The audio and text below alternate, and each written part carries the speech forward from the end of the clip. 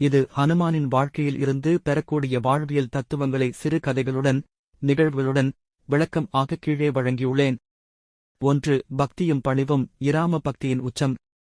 கதை: ராமர் சீதையைத் தேடி ஹனுமானை அனுப்புகிறார். ஹனுமான் கடலை கடக்கிறான், லங்காவிற்குள் செல்லுகிறான், சீதையைப் பார்க்கிறான். சீதைக்கு இராமனின் மோதிரத்தை தருகிறான். அவர் செய்தியின் தூதராக இருக்கிறார். விளக்கம்: ஹனுமான் தனது வாழ்க்கையை முழுமையாக இராமருக்காகவே அர்ப்பணித்தார். பக்தியில் எவ்வளவு உண்மையாக இருந்தால் கடலைக்கூட கடந்துவிடலாம் என்பதை இது காட்டுகிறது. பக்தி சேவை வாழ்க்கையின் உயர்ந்த வழி. 2. தன்னம்பிக்கை மற்றும் மனப்பாட்டை மீட்டெடுத்தல். கதை: ராமலட்சுமணர் அனுமனுடன் துறைப்பட்டியில் சந்திக்கும் போது அவருடைய சக்தியை ஹனுமான் மறந்துவிட்டிருந்தான். ஜம்பவான் அவனது தெய்வீக சக்திகளை நினைவூட்ட ஹனுமான் தன்னம்பிக்கையுடன் சீதையை தேடி ஆழ்கடலை தாண்டி செல்கிறான். விளக்கம்: நம்மிடம் சக்தி இருந்தாலும் அது நம்மால் தெரியாமல் போகலாம்.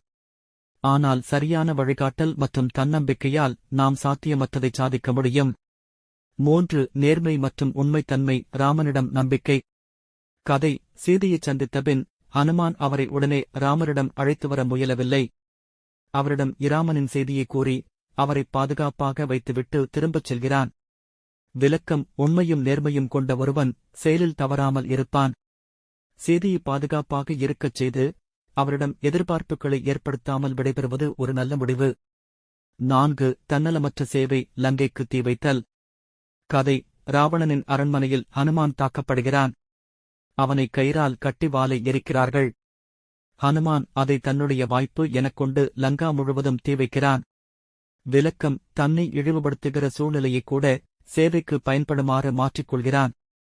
இது தன்னலமற்ற சேவையின் சிறந்த எடுத்துக்காட்டு.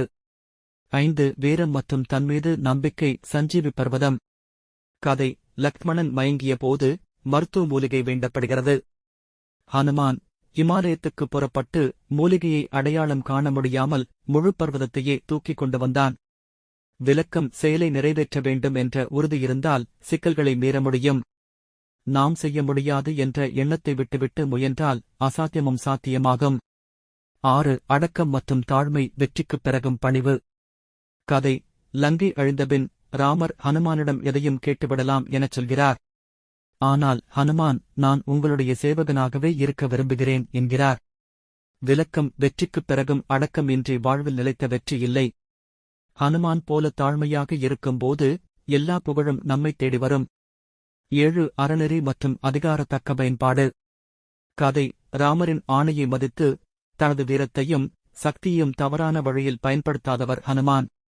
அவனுக்கு அசுரர்களை அழிக்கவல்ல சக்தி இருந்தும் தர்மத்தின் வழியில்தான் செயல்பட்டார். விளக்கம்: சக்தி இருந்தாலே போதாது, அதை நல்வழியில் தர்மத்தின் அடிப்படையில் பயன்படுத்தக்கூடியவராக இருக்க வேண்டும்.